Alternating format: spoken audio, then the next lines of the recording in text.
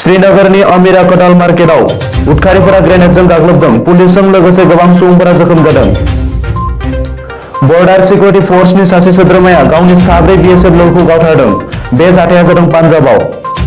दिनै माजुलिनि उफ्रा बिसायख'थिनि भट होनाय हाबाफारि फुंनिफ्रायनो सोलिगासिनो दं। भट होनाय हाबाफारिया 203 भट होग्रा मिरु खालामनाय जादों माजुलिनि उफ्रा बिसायख'थिनि थाखाय। उत्तर प्रदेश बिसायख'थिनि स्निथि एबा जोबथा खोलोबनि भटआ दिनै फुंनिफ्रायनो सोलिगासिनो। रासिया आरो इउक्रेननि गेजेराव दिनै थामथि खेब सावरायलायनाय जागोन। सावरायनायनि सिगां सारेन्डार जानो बिथोन होदों इउक्रेननि प्रेसिडेन्ट जेलेन्स्कीखौ रासियानि प्रेसिडेन्ट व्लादिमिर पुतिनआ। नेशनेल स्टक एक्सचेन्जनि आगुनि सीईओ चित्रा रामकृष्णखौ सीबीआईआ एरेस्ट खालामबाय। इउक्रेननि कीव सोहोराव गुलि नांजानाय भारतनि फरायसाखौ दिनै दिल्लीसिम लाबोगोन। रासियानि प्रेसिडेन्ट जेलेन्स्कीजों भारतनि गाहाय मन्त्रि नरेन्द्र मोदीआ दिनै सावरायगोन। गाबोन 8 मार्च इन्टारनेशनेल वुमेन डे हादरनाङै फालिनो थाखाय साखाफारा जानायखौ नुनो मोन्दों।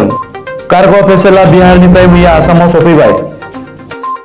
गुवाहाटी हाई कर्टआ नेशनेल हाइवे नं 2 खौ थाबैनो रिपेयारिं खालामनो बिथोन होदों। नागालेन्ड पुलिसआ नंखाय अनलाइन ऋण होनाय लानायनि बेरेखायै सांग्रांथि खालामदों नोगोरारिफोरखौ। मेघालयानि एक्स डीजीपी अनिल प्रधानआ रुंसारि जाबाय।